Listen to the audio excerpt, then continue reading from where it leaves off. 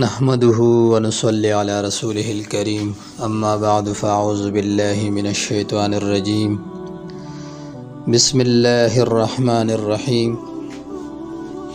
दा यो वजीफ़ा दा چې کوم انسان دا وظیفه په ځان باندې لازم کی الله تعالی به جون کې بدلون راولي।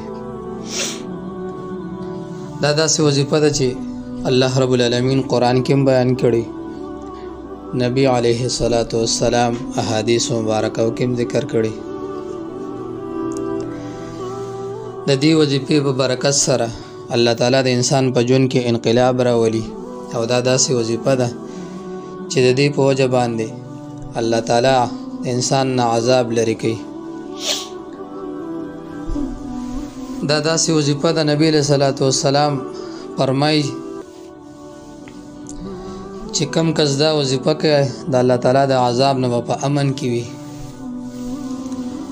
دا وظیفه د کثرت استغفار، څوک چې استغفار ډیر ډیر وایي، نبی علیہ الصلوۃ والسلام فرمایل چې کم کس دا غواړي چې د عمل نامه د سړی خوشاله کړي نو کثرت سره د استغفار وایي۔ د حضرت ابن عباس رضی الله تعالی عنہ روایت ده چې حضور صلی الله علیه وسلم ارشاد فرمایو چې کم کس استغفار وایي الله دې د هر مشکل نه روباسي او پراخي ورته نصیب کوي، او د داسې ځای نه بول الله رب العالمین رزق ورکوي چې د هغه به ګمان هم نه وي۔ سورۃ نوح کې الله رب العالمین فرمایي چې کم کس استغفار وایي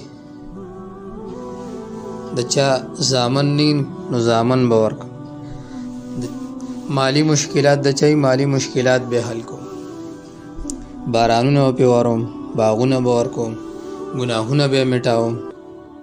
دیو جن موږ له پکار دي چې موږ د استغفار کثرت کوو، الله به زموږ جون کې انقلاب راولي ان شاء الله۔